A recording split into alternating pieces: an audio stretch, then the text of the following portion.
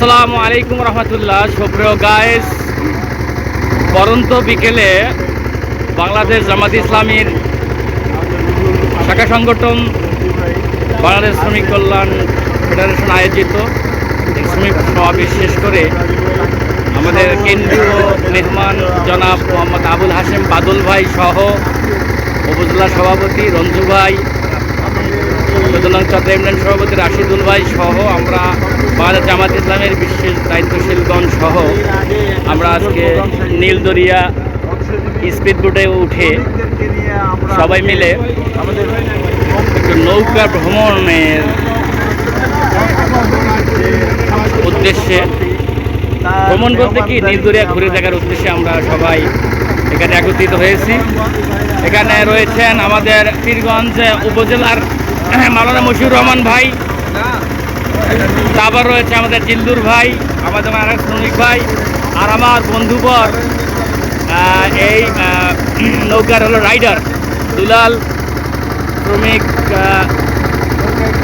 আমাদের 14 নং চট্টগ্রাম ইউনিয়নের ব্যবসায়ী শাখার সেক্রেটারি জনাব সুলতান জুলফিকার আহমেদ সুলতান, সভাপতি সাহেব রাশিদুল ইসলাম, আমাদের ব্যবসায়ী শাখার সভাপতি মোহাম্মদ শফিকুল ইসলাম, আমার বন্ধুবর আছেন ছাত্র শিবিরের সভাপতি লেমন ভাই, আর এক ছোটো ভাই, অর্থাৎ এটাকে শুনে আশ্চর্য হবেন, এই ছোটো ভাই হচ্ছে সোহেল রানা রানু, আর সে হলো অত্র অঞ্চলের প্রখ্যাত কবি আবু সুলাইমান, যিনি ইতিহাসের ইতিবৃত্ত লিখেছেন, তার ছেলে সোহেল রানা রানু।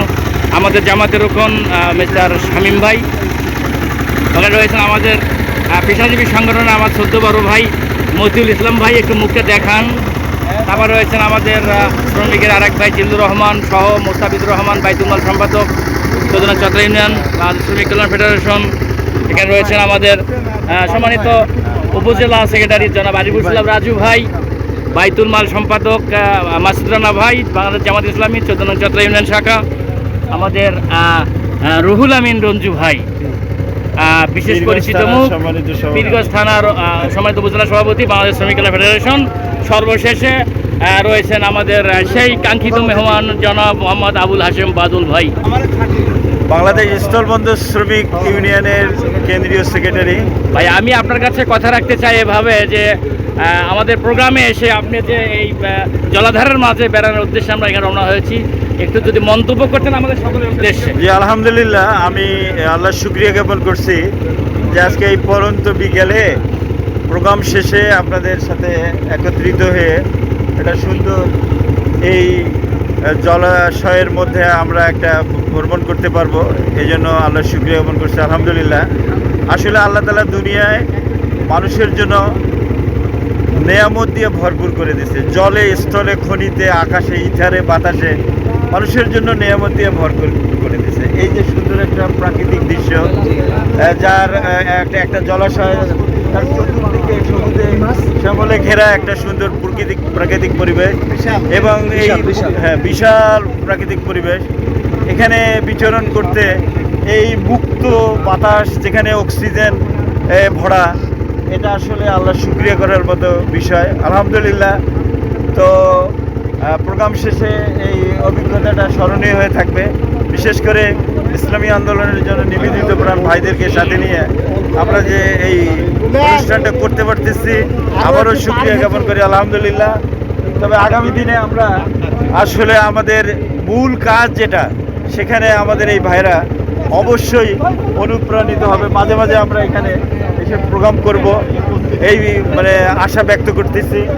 এবং যারা এটা আয়োজন করলেন তাদের সবাইকে আমি আন্তরিক ধন্যবাদ মোবারকবাদ জানাচ্ছি।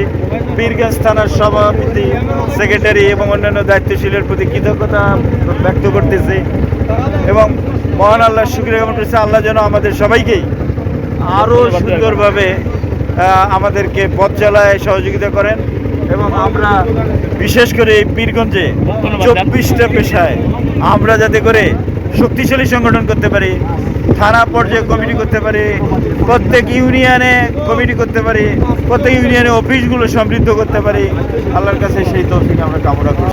সেই সাথে আজকে শামসুল ভাই, ডাক্তার শামসুল ভাই, যিনি এই প্রোগ্রামের আয়োজক এবং যিনি চেষ্টা করছেন যে আমাদেরকে একটু সামান্য সবার জন্য বিনোদন দিবেন, আল্লাহ যেন তার প্রচেষ্টাকে কবুল করেন।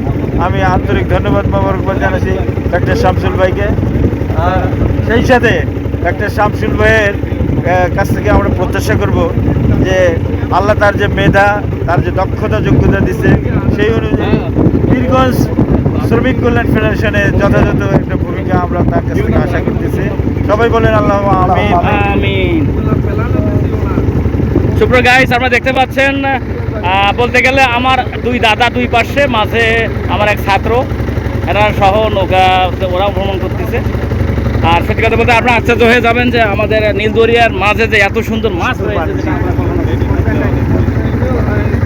তো দেখতে পাচ্ছেন যে মাছ আমাদের নৌকা যাওয়ার সঙ্গে সঙ্গে যে পরিমাণ মাছের প্রবাহ মনে হচ্ছে, তাতে বোঝা যাচ্ছে যেখানে আসলে অনেক মাছ রয়েছে। তো আসলে সর্বসাকুল্যে সব দিন আমাদের ভালোই লাগতেছে। তো গাইস, আপনারা দেখতে পাচ্ছেন আমাদের এই নৌকা ভ্রমণের মাঝে আমার প্রিয় বন্ধু আর মিস্টার শফিকুল ইসলাম ব্যবসায়ী শাখার সম্মানিত সভা। আর একটা আমরা সুযোগ পেয়ে গেছি, আমাদের মশহুর ভাই কি জানো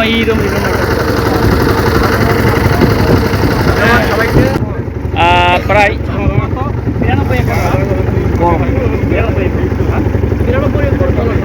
আজকে একটু তথ্য আপনাদের দিয়ে রাখি এই সুযোগে, যে এই জলধারার পরিমাণ প্রায় 92 একর। এর মাঝে রাজা নীলাম্বরের ডাংরা বিশেষ বাড়িতে আছে, পাশাপাশি চতুর্পাশে বেশ কিছু জমি এবং মাঝে চতুর্পাশে জলাধার, তার মাঝে যে রয়েছে বাগান, সেই বাগানটা অবশ্য অনেকখানি। এখানে বেশ কিছু গাছ লাগানো আছে, মানে বন বিভাগ দেখাশোনা করে যেটা আর কি। তো আসলে বাংলাদেশের মধ্যে আমরা যে আসলে নীলদরিয়ার নাম শুনে থাকি, মূলত এটাই সেই নীলদরিয়া, কিন্তু আমরা হয়তো অনেকেই জানি না যে এই নীলদরিয়াটা পীরগঞ্জের রংপুর পীরগঞ্জের চতরায় অবস্থিত।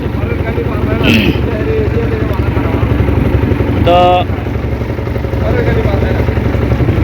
অপার এই জলধারাতে বিভিন্ন অঞ্চল থেকে যারা আসতে চান, তারা অবশ্যই যদি ঢাকা থেকে আসতে চান, তাহলে অবশ্যই ঢাকা থেকে সরাসরি রংপুরের উদ্দেশ্যে রওনা হয়ে রংপুর পৌঁছার পথেই আমাদের পলাশবাড়ি পার হওয়ার পরে পীরগঞ্জ থানা, আমরা পীরগঞ্জ থানায় এসে অথবা তার আগে স্টপেজ ধাবেরহাটে এসে থামে চতরায় 7 কিলো আসতে হয় এবং পীরগঞ্জতে আসতে হয় 11 কিলো, যে দুই পাশে আসা যায়। যে আমরা যারা আসতে চান এই নির্দেশনা ফলো করে আসতে পারেন। আর যারা উত্তরবঙ্গে আছেন, যারা বিশেষ করে পঞ্চগড় এই দিকে, তারা অবশ্যই সরাসরি রংপুর এসে রংপুর থেকে পীরগঞ্জ থেকে এখানে 13 কিলো রাস্তা আসলে এটা পেয়ে যাবে। আর চতরা একটা ইউনিয়নের নাম, এখানে আসার পর মাত্র 1 কিলো রাস্তার মধ্যেই অবশ্যই এই জায়গাটা অবস্থিত। তো দেখতে দেখতে আমাদের নির্দিষ্ট সময় শেষ হয়ে গেছে, অলরেডি আমরা পৌঁছে গেছি আমাদের মূল গন্তব্যস্থলে, যেখানে আমরা রওনা হয়েছিলাম। তো ঠিক আছে, সবাইকে ধন্যবাদ জানিয়ে আমাদের প্রিয় ভাইদের সার্বিক কথোপকথন নিয়ে আমাদের যে সামান্য ডকুমেন্টারি আপনাদের ভালো লাগলে আপনারা জানাবেন এবং কমেন্ট করবেন, এই প্রত্যাশায় আমি মোহাম্মদ শামসুল ইসলাম। আসসালামু আলাইকুম রহমতুল্লাহি ওয়া বারাকাতুহু।